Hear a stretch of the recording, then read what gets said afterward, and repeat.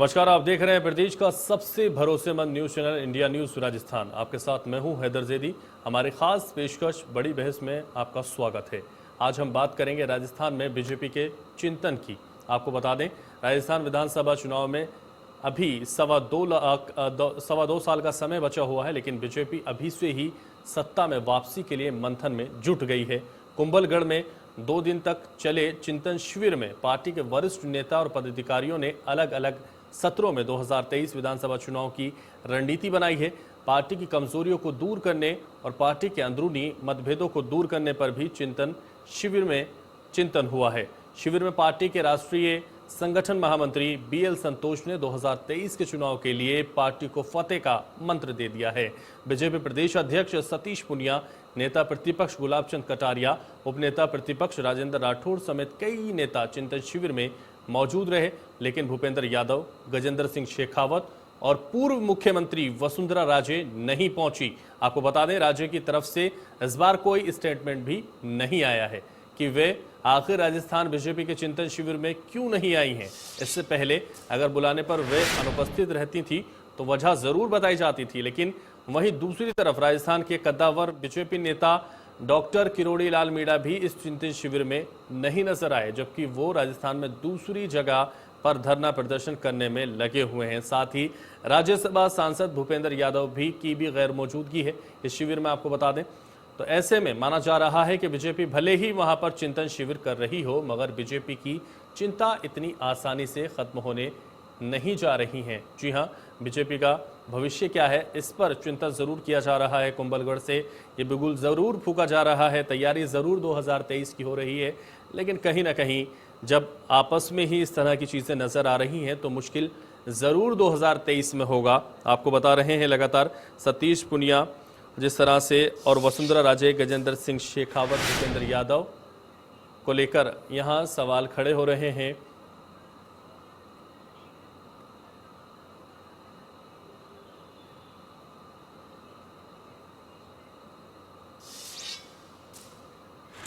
तो आज की बड़ी बहस का सिलसिला शुरू करें उससे पहले आपको बीजेपी प्रदेश अध्यक्ष सतीश पुनिया का बयान सुनवाते हैं। कांग्रेस अंतर्कलह और अंतर्विरोध की शिकार है, उसके लिए किसी प्रमाण की आवश्यकता नहीं है। भारतीय जनता पार्टी पर इस तरीके की चर्चा सिर्फ इसलिए होती है कि उनको ये साबित करना है कांग्रेस के लोगों को कि हमारे यहाँ भी अंतर्विरोध और अंतर्कलह है, जबकि हकीकत उसके उलट है। कांग्रेस पार्टी का संगठन, कांग्रेस पार्टी की एकता ये ध्वस्त हो गई, लेकिन भारतीय जनता पार्टी ने केवल व्यक्ति परक नहीं, विचार के आधार पर हम लोग आगे बढ़ने वाले लोग हैं, और इसलिए एक जाजम पर बैठकर जिस चिंतन इस बैठक को किया है वो अपने आप में एक संदेश है, सकारात्मक है। इसलिए मुझे लगता नहीं है कि भारतीय जनता पार्टी के बारे में जो प्रचारित किया जाता है वो सत्य है। भारतीय जनता पार्टी विचार की और संगठन की पार्टी है, और इसमें मुझे लगता है कि कहीं पार्टी में किसी किस्म का अंतर्विरोध मुझे दिखता नहीं। इसका कारण ये था महाराणा कुंभा का और ये अजय किला, और जहाँ महाराणा प्रताप का जन्म हुआ वो धरती अपने आप में आस्था का बड़ा केंद्र है, और आस्था के केंद्रों पे ऊर्जा मिलती है। हम जिस परंपरा के लोग हैं जो राष्ट्रवाद को और अंत्योदय को मानते हैं, तो निश्चित रूप से पार्टी के जो यहाँ जो लोग थे उनको एक नई ऊर्जा मिली है, और उसका काम पार्टी और समाज के काम आएगा। मिशन 2023 का लक्ष्य यही है कि जो परसेप्शन है, हम नए परसेप्शन पे काम कर रहे हैं, नए एंटी इनकम्बेंसी पे काम कर रहे हैं। आमतौर पे ये कहा जाता है कि कांग्रेस गलती करती है और बीजेपी सत्ता में आती है। उनकी गलतियां उनके हिस्से में, लेकिन अब हम लोग इस परसेप्शन को भी बदलना चाहते हैं। एंटी इनकम्बेंसी की धारणा से परे हम अपनी खूबियों पर सत्ता में आना चाहते हैं। इसलिए संगठन सशक्त बनेगा और राजनीतिक मुद्दों पर हम लोग मुखर होंगे और एक मंच पर बैठकर फैसला करेंगे। तो मुझे पार्टी का भविष्य राजस्थान में बहुत दूर तक उज्जवल दिखाई देता है, और हम लोग पार्टी के केवल मिशन 2023 नहीं, मिशन 2023 भी पूरा होगा, और इसके आगे ये जो परसेप्शन है, भारतीय जनता पार्टी अब हमेशा राजस्थान में एक लंबे समय तक शासन करेगी। देखिए, मैं तो अमृत की बात की, मैं सकारात्मक बात करता हूँ। इस बैठक से बहुत सार्थक चर्चा हुई है, और विश्व कांग्रेस के हिस्से में राजस्थान में अभी चुनाव को लेकर, विधानसभा के चुनाव को लेकर 2023 की तैयारियां दोनों ही पार्टी हालांकि जुट चुकी हैं, लेकिन अभी 2 साल से भी ज़्यादा का वक्त बाकी है और बीजेपी का भविष्य के रोड मैप पर मंथन भी जारी हो चुका है। आपको बता दें, कुंभलगढ़ से ये भविष्य का रोड मैप तैयार करने की तैयारी शुरू हो चुकी है। 2023 के चुनाव से पहले ब्लूप्रिंट तैयार हो चुका है। चुनाव से पहले चिंतन में जुटी है बीजेपी। मंथन किया जा रहा है, चिंतन लगातार किया जा रहा है। बीजेपी मोदी सरकार की योजनाओं के दम पर उतरने की पूरी तैयारी में है। आपको बता दें 2023 से पहले ही अभी आगाज हो चुका है। 2 साल अभी बाकी हैं, लेकिन आगाज अभी से शुरुआत हो चुकी है। कैसे खत्म होगी पार्टी की चिंता, कैसे खत्म होगी पार्टी की अंदरूनी कलह, इन सब पर ये कुंभलगढ़ से मिशन की शुरुआत 2023 की जा चुकी है। आपको बता दें सतीश पुनिया वहाँ तमाम अलग अलग नेताओं के साथ रणनीति बनाते हुए नजर आए हैं। तो मिशन 2023 की शुरुआत हो चुकी है ये कहा जा सकता है, और इसके लिए तैयारियां भी शुरू हो रही हैं। 2023 के चुनाव से पहले आपको बता दें ब्लूप्रिंट तैयार हो चुका है और तमाम तैयारियां की जा रही हैं बीजेपी की तरफ से। ये कुंभलगढ़ में आपको बता दें इस तरह से चिंतन शिविर मिशन 2023 के लिए शुरू हो चुका है। इसमें आपको बता दें शिविर में अलग अलग तरीके से रणनीति बनाई जा रही है। हालांकि कांग्रेस की सरकार है और कांग्रेस भी अलग अलग तरीके से 2023 को साधने की कोशिश करेगी जरूर।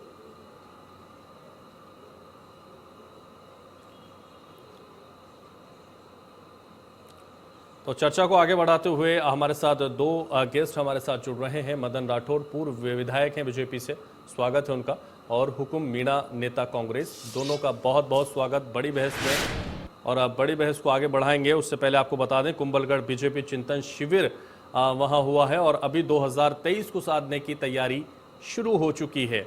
हालांकि पूर्व विधायक बीजेपी के हमारे साथ मौजूद हैं मदन राठौड़। सबसे पहला सवाल उनसे मेरा है, स्वागत करता हूं सर आपका इंडिया न्यूज राजस्थान पर, और आपसे जानना चाहूंगा रोड मैप तैयार, लेकिन वसुंधरा राजे आखिर क्यों दरकिनार?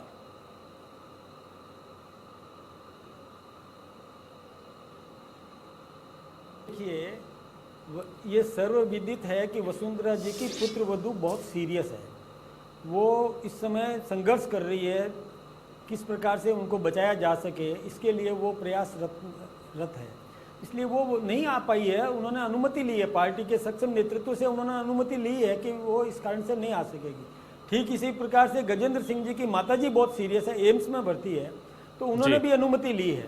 तो अनुमति लेकर के, और जब परिस्थितियां ऐसी बन जाती है कि नहीं पहुंच पाते, लेकिन किसी ट्वीट के जरिए कोई रणनीति, किसी ट्वीट के जरिए कोई अनुमति, चिंतन मनन हुआ, कोई सार्वजनिक जानकारी राठौर जी नहीं आई है, इसलिए सवाल उठ रहे हैं आखिर वसुंधरा राजे क्यों नजर नहीं आई, आखिर गजेंद्र सिंह शेखावत क्यों नजर नहीं आए, भूपेंद्र यादव क्यों नजर नहीं आए? देखिए, नेतृत्व तक दी जाती है। भूपेंद्र जी को मणिपुर की जवाबदारी दी गई है और वहां पर भी चुनाव होने वाले हैं और वहां पर उनको रहना बहुत जरूरी था, इसलिए वो नहीं आ पाए। किरोड़ी लाल जी मीणा है, वो खुद अस्वस्थ थे, इसलिए वो नहीं आ पाए।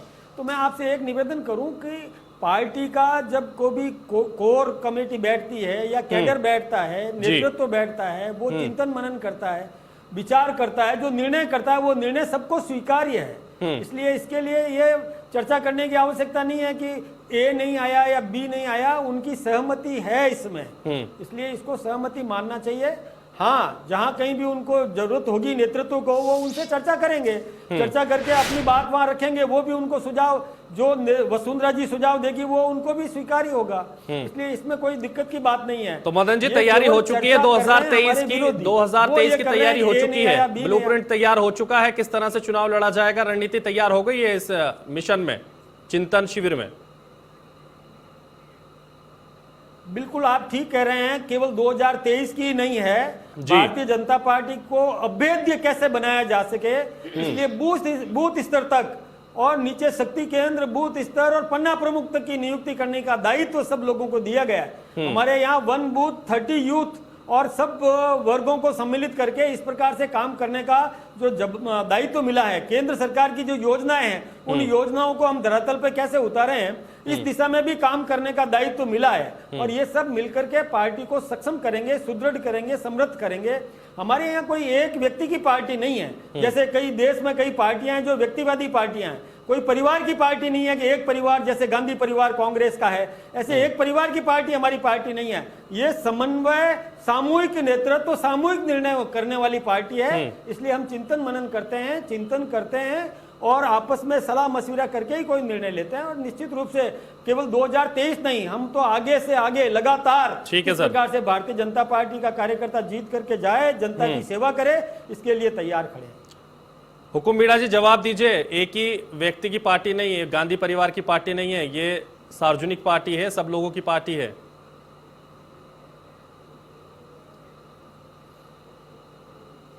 देखिए हैदर जी कि जो भाजपा है उन्होंने जो चिंतन शिविर जो रखा है कुंभलगढ़ में, तो इनसे उनकी चिंताएं दूर होने वाली नहीं है, क्योंकि वो हमेशा झूठ की बुनियाद पर काम करते हैं और वो जमीनी स्तर पर काम करते ही नहीं है, केवल झूठ और झूठ ही बोलते हैं। तो इस तरीके से अब ये जो वहाँ पर जो चिंतन शिविर रखा हुआ है उसमें वसुंधरा जी नहीं पहुंची है, गजेंद्र जी शेखावत जी नहीं पहुंचे हैं। हुकुम मीणा जी, ये चिंतन शिविर आपकी चिंताएं तो नहीं बढ़ा रहा? मनमुटाव है और ये चिंतन शिविर आपकी चिंताएं तो बढ़ा रहा होगा? नहीं, बिल्कुल नहीं बढ़ा रहा। हमारी नहीं हैदर जी, हमारी चिंताएं नहीं बढ़ा रहा है। हमारी चिंताओं की तो कोई बात ही नहीं है, क्योंकि हमने इन लोगों को अभी जो पंचायती चुनाव और जिला परिषद के चुनाव है इसमें इन्होंने दिखा दिया कि किस तरीके से कांग्रेस ने काम किया है। तो हमारी चिंताएं तो बढ़ने वाली नहीं है, लेकिन इनकी चिंताएं जरूर बढ़ रही है, क्योंकि वहां जाके भी इन्होंने खुद की चिंताओं के बजाय और इन्होंने कांग्रेस पे वहां जाके भी कांग्रेस पे हमला किया है कि कांग्रेस में क्या कमियां हैं। ये खुद के घर में झांकने की बजाय कांग्रेस में क्या चल रहा है क्या नहीं चल रहा है वो बातें वहां जाके कर रहे हैं। तो चिंतन शिविर तो एक मंथन, आत्ममंथन के लिए होता है कि आत्ममंथन करें कि हमको किस तरह से हमारी समस्याओं का समाधान करना है, किस तरीके से आगे बढ़ना है, लेकिन वो नहीं इनके अंदर चिंता है सिर्फ कांग्रेस कैसे आगे बढ़ रही है, कांग्रेस अपना बलबूता कैसे मजबूत कर रही है, ये चिंता है इनका। तो चिंतन शिविर में ये मेरा इनसे निवेदन है कि भाई अपनी समस्याएं सुलझाएं, वहां जाकर के कांग्रेस की समस्याओं पे बात नहीं करें। कांग्रेस अपनी समस्याएं खुद सुलझा लेगी और उनकी सुलझी हुई है समस्याएं। कांग्रेस सारी बातें एक्सेप्ट करती है, कोई झूठ की बुनियाद पे बात नहीं करती। कांग्रेस हर चीज को एक्सेप्ट करती है। कांग्रेस मानती है कि समस्या है, और जब तक हम ये नहीं मानेंगे कि समस्या है तब तक उसका सॉल्यूशन नहीं हो सकता। तो कांग्रेस तो समस्या मान के चलती है, इसलिए अपने आप को मजबूत कर रही है। अब इनमें बिखरा हुआ पड़ा है, तो इनको जरूरत है चिंतन शिविर में कि किस तरीके से उसको किया जाए। ये नहीं आप जाके वहां जाके भी कांग्रेस पे ही हमला कर रहे हैं। कांग्रेस के ही जो अरुण सिंह जी ने हमला बोला है कि वो कांग्रेस की फूट की बात की है, वहां जाकर के खुद की बात नहीं कर रहे, वो वहां भी कांग्रेस की बात कर रहे हैं। तो कांग्रेस की बात लगातार कर रहे हैं। मदन गौड़ जी बताइए, मदन राठौर जी माफी चाहेंगे, बताइए किस तरह से लगातार कह रही हैं हुकुम मीणा जी कि कांग्रेस की बात कर रहे हैं। आपस में जो दिक्कतें हैं वो नजर नहीं आती, सिर्फ कांग्रेस की दिक्कतें नजर आती हैं, कांग्रेस में परेशानी है। नहीं, कांग्रेस की चर्चा तो इसलिए करना पड़ता है कि राजस्थान में कांग्रेस का शासन है। बिल्कुल। और कांग्रेस के नहीं, जरूरी है जी। मुख्यमंत्री आपस में लड़ने में ही व्यस्त रहे। विगत 2 वर्ष ऐसे लगा दिए कि उसको निकम्मा, नकारा, पता नहीं क्या क्या शब्द प्रयोग कर दिया अपने ही प्रदेश अध्यक्ष पर और उप मुख्यमंत्री पर। और वो 2-3 महीने से तो मुख्यमंत्री जी खुद बाहर ही नहीं आए, विकास नहीं कर रहे हैं। जनता दुखी थी, जनता परेशान थी कोविड में। एक मिनट हुकुम जी, मैं आपका आदर करता हूं, आपका समय आया, आप जरूर बोलिएगा। मैं ये निवेदन करना चाहता हूं कि देखिए, जनता जब कोविड से त्रस्त थी तो ये 5 स्टार होटल्स में रेस्ट मतलब मौज कर रहे थे। ये कितनी गलत बात है। उस समय जनता के बीच में आना चाहिए था। सरकारें रहे नहीं रहे इसकी चिंता करने की जरूरत नहीं है। जनता की सेवा करने का दायित्व मिला है, उस जनता की सेवा करें, ये हमारा कर्तव्य है। आपने शपथ ली है इस बात की कि हम जन सेवा के लिए समर्पित हैं, और आप वहाँ 5 स्टार होटल में मौज कर रहे हैं, गीत गा रहे हैं, डांस कर रहे हैं आपस में। और देखिए, अभी जैसे ये 6 पंचायत जिला परिषद के चुनाव कराए, हुकुम जी ने बहुत ठीक बात कही कि इन्होंने चुनाव जीते कि नहीं जीते। 3 जिला परिषदें हमारी बनी, 3 जिला परिषदें आपकी बनी। आपने सत्ता का कितना दुरुपयोग किया ये आप जानते हैं। सिरोही में जिला प्रमुख भी बना, सारे प्रधान भी बने, एक भी प्रधान यानी हमने नहीं खोया। सब ये स्थितियां हमारी है, हम मजबूत हैं, हम सुदृढ़ हैं, और सुदृढ़ होना है, इसके लिए चिंतन करें। मैं एक निवेदन करूं हुकुम जी, जिन पार्टियों ने चिंतन नहीं किया ना, उन पार्टियों का हश्र देखिए कि जो देश पर शासन करती थी, दुनिया के और हिंदुस्तान के कई प्रांतों में शासन करती थी, अब सिमट करके रह गई, क्योंकि इन्होंने चिंतन नहीं किया, आत्ममंथन नहीं किया, विचार नहीं किया। हम चिंतन कर रहे हैं, हम ये कर रहे हैं कि कहाँ कमी रह गई उसको ठीक करना है, कहाँ और अच्छा काम कर सकते हैं, मदन उसको और अच्छा करना राठौर है। जी, मदन किन राठौर प्रदेशों जी, में हमको अपना संगठन सुदृढ़ मदन करना है, राठौर हम जी, उसमें लगे हुए हैं। तो ये तो काम हमको करना चिंतन है। से रोड में तैयार या फिर कांग्रेस पर वार?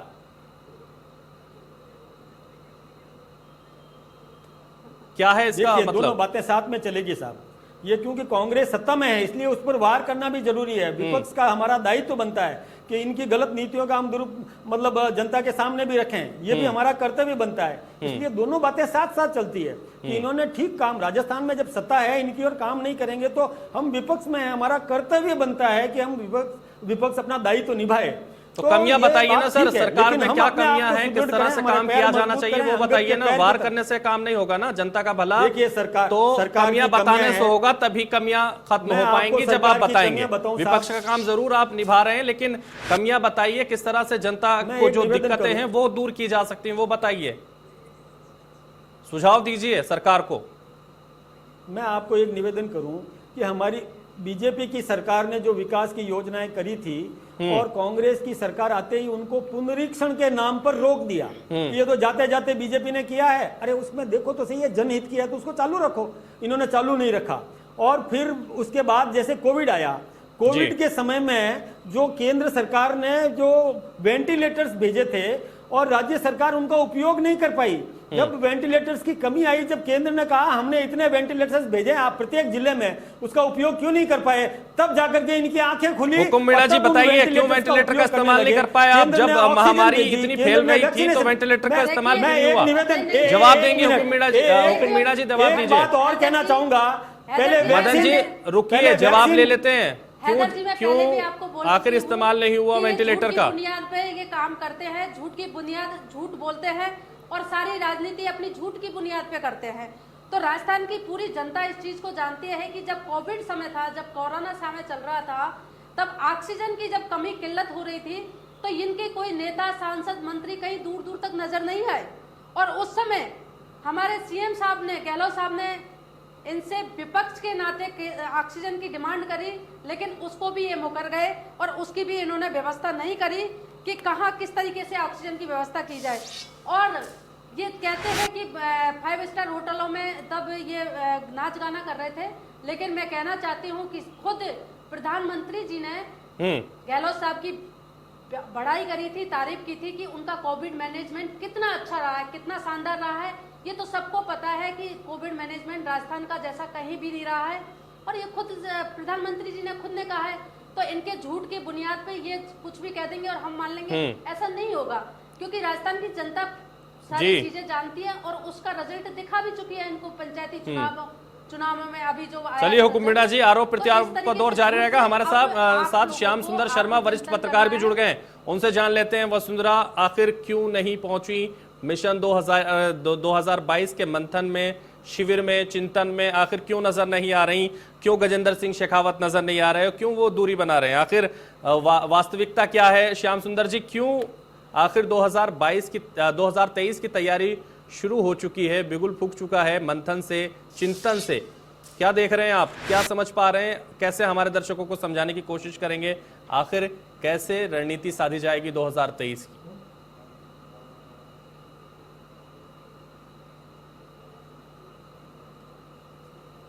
तेईस का जो मिशन है उसको किस प्रकार से सजाए, लेकिन उससे पहले उपचुनाव होंगे आपके, जो दरियाबाद है और बल्लभनगर 2 है।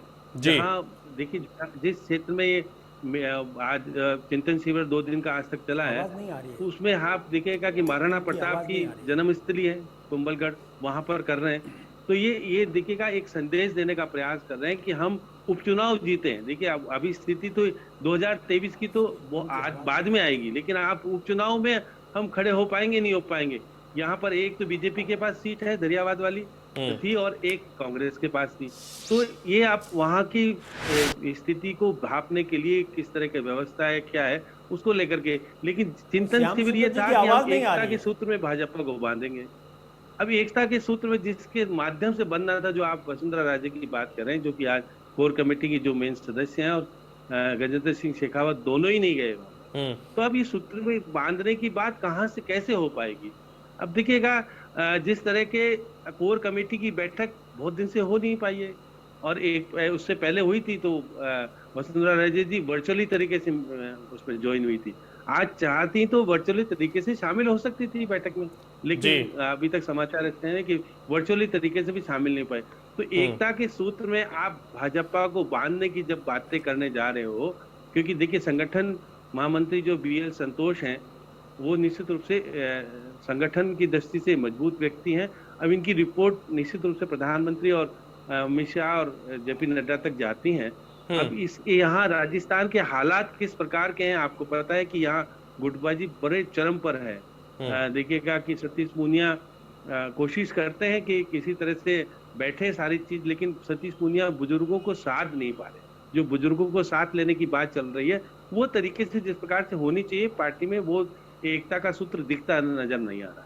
इसलिए एकता का सूत्र दिखता हुआ नजर नहीं आ रहा। बिल्कुल बिल्कुल श्याम सुंदर जी कह रहे हैं एकता का सूत्र नजर नहीं आ रहा। मदन राठौड़ जी, एकता दिखाई नजर नहीं आ रही। आखिर कितना भी छुपाएं, लेकिन गजेंद्र सिंह शेखावत और वसुंधरा राजे, भूपेंद्र यादव के ना आने पर सवाल जरूर खड़े होंगे। आखिर कौन लगाएगा 2023 में नैया पार? लेकिन उससे पहले उपचुनाव में कौन लगा पाएगा बेड़ा पार, ये सबसे बड़ा सवाल है। क्योंकि 2023 की रणनीति तभी तैयार होगी जब पहले उपचुनाव की दोनों सीटों का पता चल जाएगा। आखिर किसके पाले में है दोनों सीटें, और ये तय करेंगी 2023 में आखिर क्या होगा। तो कैसे नैया पार लगेगी ये देखना बड़ा जरूरी होगा। मदन जी, कैसे देख रहे हैं आप इसको? 2023 से पहले उपचुनाव है 2 सीटों पर, कैसे सफलता की सीढ़ी चढ़ पाएंगे? मैं श्याम सुंदर जी शर्मा का वक्तव्य सुन नहीं पाया, थोड़ी आवाज़ उनकी बहुत धीमी हो गई, पता नहीं बुजुर्ग हो गए वो, इसलिए वो सुन नहीं पाया मैं। लेकिन एक बात मैं आपसे बताऊं कि भारतीय जनता पार्टी का कैडर चुनाव लड़ता है और सब एक मुखी है, एक मुखी होकर के चुनाव लड़ेंगे। निश्चित रूप से उपचुनाव भी हम जीतेंगे और आम चुनाव भी हम जीतेंगे। अभी कई चुनाव अभी जो हुए हैं वो भी हमने जीते हैं और भी चुनाव हम जीतने वाले हैं। पार्टी एकजुट रहेगी। और जैसे अभी मैं हुक्म जी का एक जवाब देना चाहूँगा, इन्होंने जो सवाल किया था कि मतलब केंद्र ने क्या किया क्या नहीं, मैं एक बात बताऊं साहब, ये वैक्सीन क्यों नहीं लगाना चाहते थे पहले? खुद इनके नेता राहुल गांधी ने कहा मत लगाइए, ये वैक्सीन बेकार है। फिर बाद में वो भी लाइन में खड़े हुए और वैक्सीन लगवाया। क्यों नहीं जनता को प्रेरित किया कि वैक्सीन लगाइए? और हमने जनता का जो ये भ्रम दूर करने का काम किया। हमारी पार्टी का प्रत्येक कार्यकर्ता इलाके में जा करके कहा कि ये वैक्सीन लगाइए और कोविशील्ड लगाइए, वैक्सीन की हर हालत में लगाना चाहिए। तब दुनिया को भी हमने वैक्सीन देने का काम किया। और ऑक्सीजन ये कह रहे हैं कि हमको नहीं मिली तो आई कहां से? आखिर ऑक्सीजन टैंकर्स तो वहीं से आए ना। और अभी तो प्रत्येक जिले में ऑक्सीजन तैयार करने के लिए और लगाने के लिए और राशि दी है, ये सारा काम किया है। इसलिए ये बातें कह देना पर्याप्त नहीं है। हमने काम किया है जनता के सेवा के लिए। हमारे कार्यकर्ताओं ने घर घर जाकर के और उनको, और कई जरूरतमंद लोग थे जो बाहर से जो अप्रवासी राजस्थानी आए। मदन जी, आपने काम किया है, सरकार ने नहीं किया। हमारे कार्यकर्ताओं सरकार ने काम नहीं किया। और जब केंद्र ने, मदन जी, सरकार ने काम नहीं किया। किस तरीके मैं आपको बताऊं कि हिंदुस्तान के 80 सरकार की करोड़ तारीफ लोगों तो को प्रधानमंत्री जी ने भी की मुफ्त थी। में अनाज देने की घोषणा की। राजस्थान की तारीफ प्रधानमंत्री जी ने भी की थी। राजस्थान सरकार ने मुफ्त में अनाज क्यों रोका? चुनाव के बाद भी रहेगी क्या ये घोषणा? की बिल्कुल सही कह रहे हैं। जी। 80 करोड़ लोगों को मुफ्त में अनाज देने की घोषणा की थी प्रधानमंत्री जी ने। राजस्थान सरकार ने वितरित नहीं किया। राजस्थान सरकार ने नाम काट दिए, उन गरीबों के नाम काट दिए और वो खुलता ही नहीं, उनका नाम जुड़ता ही नहीं बेचारों का। ऐसी स्थिति इन्होंने बनाई। मीणा जी, नाम काट दिए, तो किसी का नहीं, राशन नहीं दिया, स्वीकृति नहीं दी, क्या है ये सब? बंद कर दिए। नहीं हुकुम मीणा जी बताइए, नहीं ये आरोप क्या है वास्तविकता? आरोप प्रत्यारोप लगाने की इनकी पुरानी आदत है, तो ये आरोप प्रत्यारोप लगाना छोड़िए। तो हम तो इनको ये कहना चाहते हैं कि आप तो इस पर चिंतन शिविर की जो बात है, इसमें इन चीजों पे चिंता करिए। आप पेट्रोल डीजल और गैस की जो महंगाई हुई है, केंद्र सरकार से आप पूछिए कि इसको किस तरीके से कम किया जा सकता है, जनता की समस्याओं को किस तरीके से खत्म किया जा सकता है। अपने कामकाज की समस्याओं पर ध्यान दीजिए। आप आरोप प्रत्यारोप लगा के जनता का गुमराह नहीं कर सकते। बहुत कर लिया जनता को गुमराह, अब जनता गुमराह नहीं हो सकती है और इसका परिणाम आपको देख भी चुके हैं। मदन जी, कुंभलगढ़ से जो मंथन शिविर, चिंतन शिविर आपने किया है, उसमें क्या वास्तव में आपने 2023 की शुरुआत कर दी है या अभी सिर्फ उपचुनाव पर नजर है? क्या था ये? नहीं, पूरा आगे तक संगठन को सुदृढ़ करना, अभेद्य करना, कोई अंदर मतलब कोई छेद नहीं कर सके, ऐसा अभेद्य किला बनाने का हमने निर्णय लिया है। और मतलब कि हम कैसे नीचे स्तर तक, जमीनी स्तर तक हमारा संगठन सुदृढ़ हो जाए, इस दिशा में कभी भी कोई भी चुनाव हम नहीं हारे, हमारा कार्यकर्ता नहीं हारे, इस दिशा में हमने ताकत बनाने का काम किया है, पार्टी को मजबूत करने का काम किया है और सभी एकजुट हैं। मैं श्याम सुंदर जी को भी बताना चाहूंगा कि निश्चित रूप से वसुंधरा जी के साथ भी चर्चा होगी, ये सब साथ में बैठेंगे, गजेंद्र सिंह जी भी बैठेंगे, पूरी पार्टी एकजुट है। हमारे यहाँ आंतरिक लोकतंत्र है, बात कहने का सबको अधिकार है, लेकिन निर्णय होने के बाद कोई निर्णय से अधिक इधर उधर नहीं होता। निर्णय होने के बाद एक मुखी होता है पूरा संगठन, श्याम सुंदर जी, एक मुखी होता है। श्याम सुंदर ऐसे शर्मा नहीं जी, है कि कोई सब किसी एक को सूत्र दूसरे में को है। कमजोर करने का काम। मदन जी कह रहे हैं सब एक सूत्र में है, कहीं कोई भी दिक्कत नहीं है। वसुंधरा भी नजर आएंगी, गजेंद्र भी नजर आएंगे, भूपेंद्र भी नजर आएंगे, सब नजर आएंगे, एक सूत्र में ही है, कहीं कोई गया नहीं है। देखिए इधर जी, मेरे मदन जी बड़े अच्छे मित्र हैं जी। ये गुटबाजी के खुद भी शिकार रहे, इनको टिकट नहीं मिल रहा, ये तो खुद पीड़ित व्यक्ति रहे हैं। लेकिन श्याम सुंदर जी, आप भी बहुत दूरदर्शी हैं और आपको पता है कि वास्तविकता क्या है, क्यों गजेंद्र जी नहीं आए, क्यों भूपेंद्र जी नहीं आए, वसुंधरा जी क्यों दूरी बना रही हैं, सब पता है आपको। पहले पोस्टरों से गायब, अब मिशन से गायब, अब मंथन शिविर से गायब। क्या ये सब दर्शाता नहीं है कि क्या वास्तविकता है? देखिए हैदर जी, मैं कहने वाला, बल्लभ नगर में जिसको टिकट देंगे वहां टिकट का विवाद बहुत तेजी से बना हुआ है। देखिए गुलाबचंद कटारिया, रणवीर भिंडर हैं जो इनके पुरानी पार्टी के हैं और निर्दलीय भी चुनाव जीत चुके हैं, बहुत बड़ी चुनौती देकर खड़े हुए हैं सामने। मदन जी बता दें उनको कैसे बनाएंगे। वसुंधरा जी चाहती है कि उनको टिकट दे दिया जाए, गुलाबचंद कटारिया घोर विरोधी है, वो उसको टिकट नहीं देना चाहते। तो देखिएगा कि वहाँ उनकी जो खुद की पार्टी बनाई हुई है वो बहुत जनता सेना उनकी है, जनता सेना ने प्रधान भी बना लिया है वहां पर, उनका वर्चस्व भी बहुत तेजी से है, उन्होंने शुरू भी कर दिया। तो निश्चित रूप से देखिए बल्लभ नगर में इनको बहुत बड़ी चुनौती मिली हुई है कि इनका कैंडिडेट नहीं मिल पाएगा। बिल्कुल, तो बने रहिए आप लोग, श्याम सुंदर जी बने रहिए आप भी, और मदन जी, हुकुम जी हमारे साथ बने रहिए। रुक करते हैं हेडलाइंस का।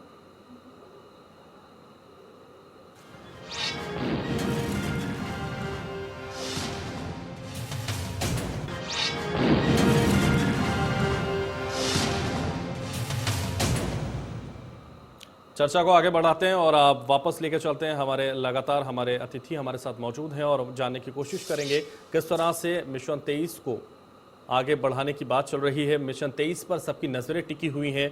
श्यामा प्रसाद सुंदर जी भी हमारे साथ हैं, मदन राठौर जी हैं, हुकुम मीणा जी हैं कांग्रेस से हमारे साथ। तो किन मुद्दों पर होगा 2023 का चुनाव, मुख्यमंत्री क्या क्या कर रहे हैं, आखिर तुम भी गिनाओ। इसलिए हुकुम मीणा जी से मैं जानूंगा कि क्या क्या मुख्यमंत्री जी के द्वारा किया जा रहा है या कांग्रेस की सरकार की तरफ से किया जा रहा है। आखिर क्यों इस तरह से मदन जी सवाल उठा रहे हैं कि कई चीज़ें नहीं की जा रही, कई कमियां नज़र आ रही हैं वेंटिलेटर को लेकर, और भी कई चीज़ें नज़र आ रही हैं। हुकुम मीणा जी, आखिर क्या सच्चाई है?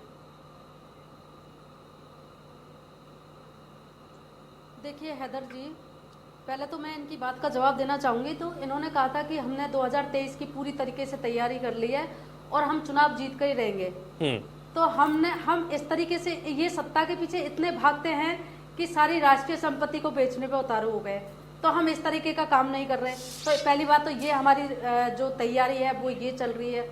और पूरा मैनेजमेंट गहलोत सरकार का, अगर राजस्थान सरकार का आप देखेंगे, चाहे कोई सा भी ले लीजिए, आप कोविड मैनेजमेंट ले लीजिए, चाहे आप हेल्थ सेक्टर में ले लीजिए, आप शिक्षा के सेक्टर में ले लीजिए, या आप रोजगार के सेक्टर में कहीं पे भी ले लीजिए, तो हमारा मैनेजमेंट बहुत बढ़िया तरीके से चल रहा है।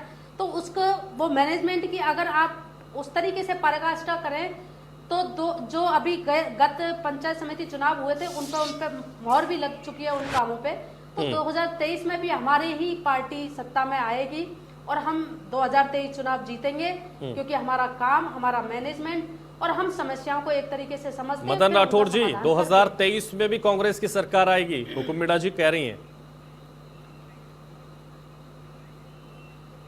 चिंतन मंथन सब बेकार हो जाएगा उनके अकॉर्डिंग। कि कांग्रेस को तो केवल बिजली ले डूबेगी।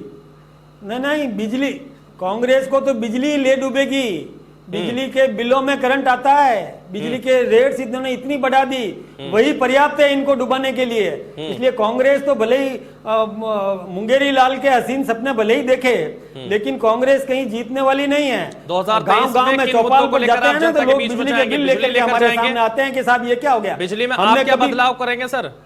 बिल्कुल, आप ये क्या सारे बदलाव मुद्दे करेंगे? हैं। कांग्रेस की विफलता, कांग्रेस की विफलता। आज जैसे ये पेट्रोल की हुकुम मीणा जी ने पेट्रोल डीजल की बात करी। अरे 36% टैक्स ले रही है, वैट 36% वैट ले रही है राजस्थान सरकार। कितनी गलत बात है। और ये इस कारण से डीजल और पेट्रोल के भाव आप बढ़े। कितना कर देंगे एक बात सर? मैं आपसे बताना आप चाहूंगा, भी हैदर इंडिया न्यूज साहब, राजस्थान हैदर में साहब, एक घोषणा बात कर मैं दीजिए, बताऊं। आप सरकार बनने के मैं- बाद क्या क्या हैदर- परिवर्तन हैदर कर साहब, देंगे? मेरी क्या क्या मेरी परिवर्तन एक बात कर देंगे? आप सुनिए। भी घोषणा कर दीजिए सरकार बनने के बाद। ये पेट्रोल को 2011 में 2023 में अगर आपकी सरकार मैं- बनती मैं है बोलना मदन चाहता हूं। राठौर जी, तो आप मैं क्या आपको बदलाव एक कर बात देंगे? बताऊं। बिजली और पेट्रोल में क्या बदलाव करेंगे आप भी बता दीजिए सर। आज यहां से घोषणा कर दीजिए कि अगर सरकार बनेगी 2023 में तो ये बदलाव कर देंगे। हमने 5 साल में,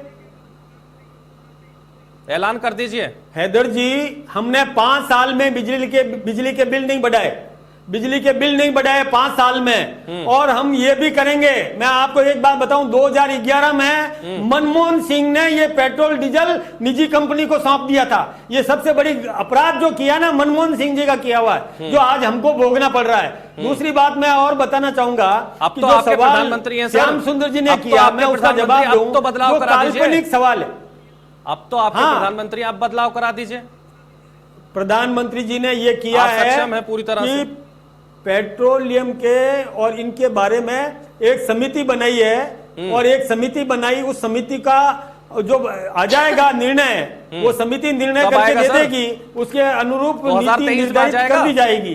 वो सर, समिति का 2023 में आ निर्णय जाएगा? समिति को दे दिया जाए, उसमें सभी पार्टियों के एमपी शामिल है, कोई तो समय सीमा सभी होगी सर पार्टियों उसकी। के सांसद को मिला करके एक समिति बनती है जी। और वो समिति निर्णय दे देगी, उस निर्णय के अनुरूप काम करेंगे। वो समिति जनहित का निर्णय देगी, उनको जनहित के बारे में सोचने का काम एजेंडा दिया गया है, वो समिति फैसला कर देगी, तो उसके श्याम अनुरूप सुंदर काम जी, कर लेंगे। करंट निश्चित लगा रहा है रूप से जनता को राजस्थान हम लोग की। चुनाव- पेट्रोल लगातार दिक्कत दे रहा है, तो वो भी कांग्रेस की ही दिक्कत थी, मनमोहन सिंह के दौर में हुआ था। आप क्या समझ रहे हैं इसको? देखिए हैदर जी, मदन जी, जब विधानसभा का अभी कुछ दिन पहले गडकरी जी आए थे विधानसभा में, जी। वो क्या कह रहे थे इनको पता है? आज अगर बैठे हुए थे, अगर किसी काम को नहीं करना है तो समिति बना दीजिए। वो खुद कह रहे थे, वो केंद्रीय मंत्री है और उनके राष्ट्रीय अध्यक्ष रह चुके हैं। बिल्कुल, तो अब बिल्कुल, काम ये नहीं बात कही करना थी है, इसलिए उन्होंने। कमेटी बना जी। दीजिए। तो आप अगर किसी देखिएगा, काम को जिस नहीं प्रकार करना, की उसे पेंडिंग में डाल देना है या अड़ंगा उसमें लगा देना है, तो कमेटी बना दीजिए।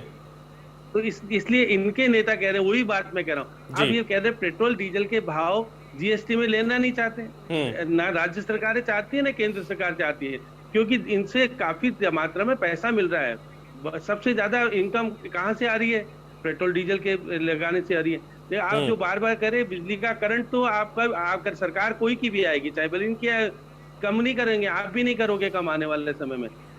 देखिए किसानों को तो 90 पैसे में बिजली दे रहे हैं ना, आज भी ये भी सरकार दे रही है, आप भी दे रहे थे, क्योंकि इनको भी पैसा, अनुदान का पैसा देना ही पड़ता है। वो अनुदान का पैसा बिजली बोर्ड को देते नहीं है, इसलिए बिजली श्याम बोर्ड की सुंदर हालत जी, खराब होती है। आप पक्ष विपक्ष का काम होता है एक दूसरे पर आरोप लगाना, लेकिन आप इसे कैसे देख रहे हमने हैं? 70,000 2023 करोड़ को कैसे रुपया देख रहे हैं? दिया, देखिएगा 70,000 करोड़ रुपया दिया था बिजली कंपनी मैं को तो कह रहा हूं, अभी हमने, तो और अभी 70,000 करोड़ का कर्जा बढ़ा दिया है कांग्रेस सरकार ने। विधानसभा के उपचुनाव आ रहे हैं, इस उपचुनाव को जीतने के लिए बड़ी चुनौती है दोनों के सामने। देखिएगा वल्लभ नगर में उनको उनके जो देखिए जो इससे पहले थे गजेंद्र सिंह शेखावत, जो वहां से चुनाव लड़ते थे, उनकी पत्नी को टिकट देने की बात कांग्रेस कर रही है, तो उनके भाई वहां पे आ रहे हैं, तो दोनों के सामने टिकट देने की स्थिति बनेगी। दोनों के सामने बड़ी चुनौती है, ये कहा जा सकता है।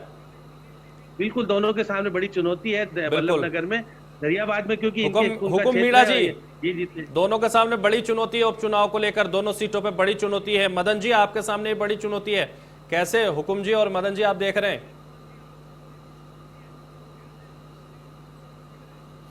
नहीं, चुनौती स्वीकार है, स्वीकार है, बिल्कुल चुनौती हम भी स्वीकार है। स्वीकार करते हैं, और स्वीकार करके किन ही- मुद्दों के साथ स्वीकार हाँ, करते हैं, बिल्कुल कैसे स्वीकार है। कैसे जनता के बीच जाएंगे, कैसे वोट मांगेंगे सर, वो बताइए। स्वीकार तो सबको है, लेकिन हर जनता के मुद्दा, बीच जाके हर जवाब बेसिक- देना होता है जनता को।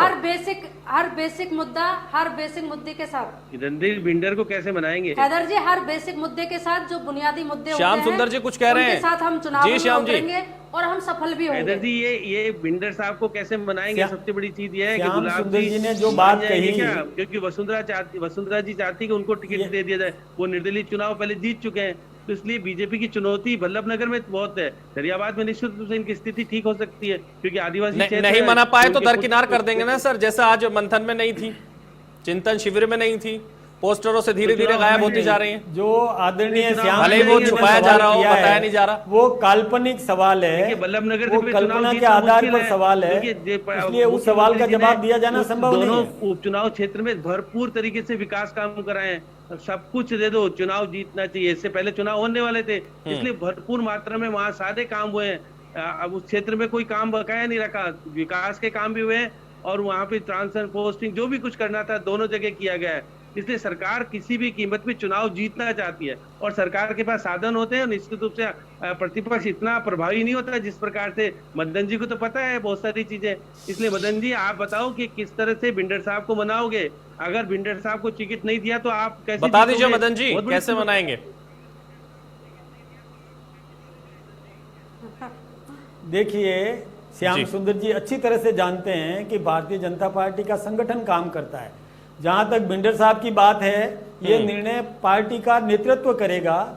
ये निर्णय कोई अभी काल्पनिक है, ये सब काल्पनिक सवाल है कि कौन देगा कि नहीं देगा, मिलेगा कि नहीं मिलेगा। इसलिए श्याम सुंदर जी, मैं काल्पनिक सवाल का तो जवाब दे नहीं पाऊंगा, लेकिन ये जरूर है लेकिन कि चाहे शिविर, ये जो चिंतन राजस्थान चिंतन सरकार शिविर, ने जो मंथन शिविर आपका काम दर्शा रहे नहीं ना किए, सर। आप वो कह रहे हैं मुद्दे कि बनेंगे। वो बिजली बीमार के थे बिल- इसलिए नहीं आए, वो बीमार थी इसलिए बिजली नहीं के आए, बिल वो मुद्दा भी बीमार बनेगा चल रहे हैं इसलिए नहीं आए। और केंद्र सब एक साथ सरकार ने कैसे जो सर? विकास के काम किए वो मुद्दा बनेगा। सब एक साथ हमारा कैसे सुदृढ़ नदारद रहे संगठन आपके मुद्दा शिविर बनेगा से? हाँ, एक साथ और वो बीमार हम हो काम गए, करेंगे और हम चुनाव जीतेंगे। पूर्व मुख्यमंत्री नदारद हैं आपके शिविर से, नहीं, वर्चुअली नदारद वो नहीं रहे, शामिल हो सकती परिस्थितियां थी, हैं। वर्चुअली भी नहीं, आपको दिशा परिस्थितियां निर्देश दे ऐसी सकती होती है। थी। देखिए, आप कह रहे हैं कि दो दलों वो में बात ही नहीं बन ट्वीट रही है। उन्होंने देखिए, जानकारी दो दे दलों दी। में से एक बड़ा कुछ दलाल नहीं जवाबदारियां है। होती है।